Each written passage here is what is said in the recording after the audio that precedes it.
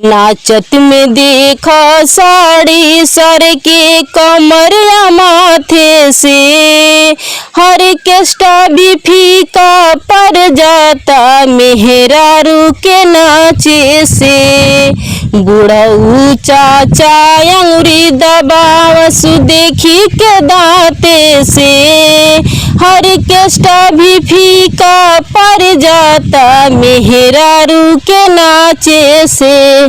साथियों, तो गाना कैसा लगा? ऑर्केस्ट्रा भी फीका पड़ जाता मेहरारू के नचला से। तो सही बात बा कि ऑर्केस्ट्रा आवता जब बारात में ना, तो ऑर्केस्ट्रा अलग हो जाता, मेहरारू अलग हो जाता। इसमें मेहरारू जब नाचे लगा तरीसन तो सही में ऑर्केस्ट्रा फेल हो जाता, फीका पड़ जाता। सारा लोग गांव के टूट जाता मेहरारू के ही देखला में, नचला के जो मेहरारू नाचे जैसे मटकोर में परछावन में, तो ऑर्केस्ट्रा अलग नाच होता और मेहरारू के अलग नाच होता। तो गाना कैसा लगता, समाज का कहता, समाज के ही आधारित यह गाना इस महिला ने गाया कि ऑर्केस्ट्रा भी फीका पड़ जाता मेहरारू के नचला पे। तो सही बात है। अच्छा, ये बताइए राउर मालिक राउर पति का काम करे ना? हमार पति मजदूर है, मजदूरी करे।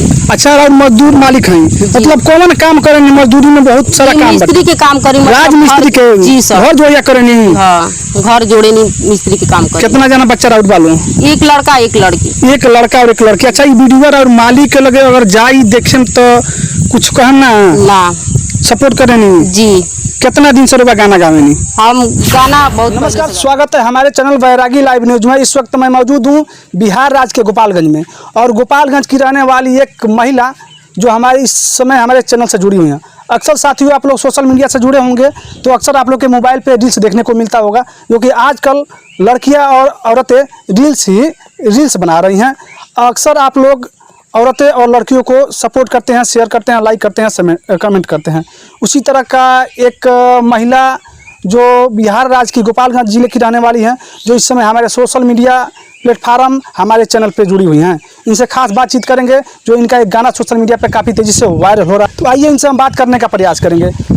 सबसे पहले तो हमारे चैनल में आपका बहुत बहुत स्वागत है। सबसे पहले आपको भी मेरा नमस्ते जी। सुनने में आया कि आपका एक जो है कि गाना सोशल मीडिया पे काफ़ी तेज़ी से वायरल हो रहा है, वह कौन सा गाना? हम चाहेंगे कि हमारे दर्शकों को वह गाना गा के आप सुनाइए। जबे गजबे किस्सा चलल बा गाँव देहाते से, अजबे गजबे किस्सा चलल बा गाँव देहाते से, हर केस्टा भी फीका पड़ जाता मेहरारू के नाचे से, हर केस्टा भी फीका पड़ जाता मेहरारू के नाचे से।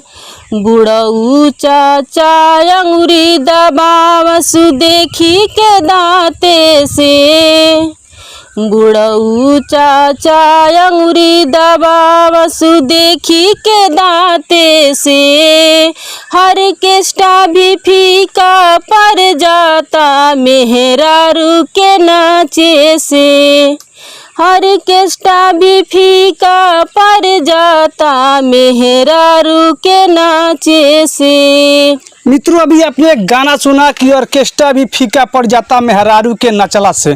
तो ये सही बात है। आजकल सोशल मीडिया पे कोई ऑर्केस्ट्रा में नाच के वायरल हो रहा है, तो कोई मोटकोर में नाच के वायरल हो रहा है, तो कोई परछावन में ही नाच के वायरल हो जा रहा है। उसी तरह का सेम टू सेम गाना भाभी ने गाया कि ऑर्केस्ट्रा भी फीका पड़ जाता जो मेहरारू के नचला से। तो सही बात है भाई। ऑर्केस्ट्रा जब आवता, मटकोर होता, परछावन होता, तो लड़की या मेहरारू ऑर्केस्ट्रा में नाचते सन, खूब कूदते सन और सोशल मीडिया पे वायरल हो जाते सन। आगे के हम गाना सुनवावे के प्रयास करें भाभी से। अगला गाना राउर कौन सा रहे? पहले के सौखी के घर के औरत खाना बनावत रहे, बाहर से आवे नाचे वाली बतियाई सभे कहे। पहले के औरत खाना बनावत रहे घरे घरे, बाहर से आवे नाचे वाली बतियाई सभे कहे। उल्टा देखा हवा बहता हरदी के राते से, उल्टा देखा हवा बहता हरदी के राते से, हर केस्टा भी फीका पड़ जा जाता मेहरारू के नाचे से, ऑर्केस्ट्रा भी फीका पड़ जाता मेहरारू के नाचे से। भंगड़ा बोला के डीजे बजा के नाचेली घर के जनानी, घरवा के मालिक कर्जा में डूबे काटे लगे परेशानी। डीजे बोला के भंगड़ा बजा के नाचेली घर के जनानी, घरवा के मालिक कर्जा में डूबे काटे लगी परेशानी।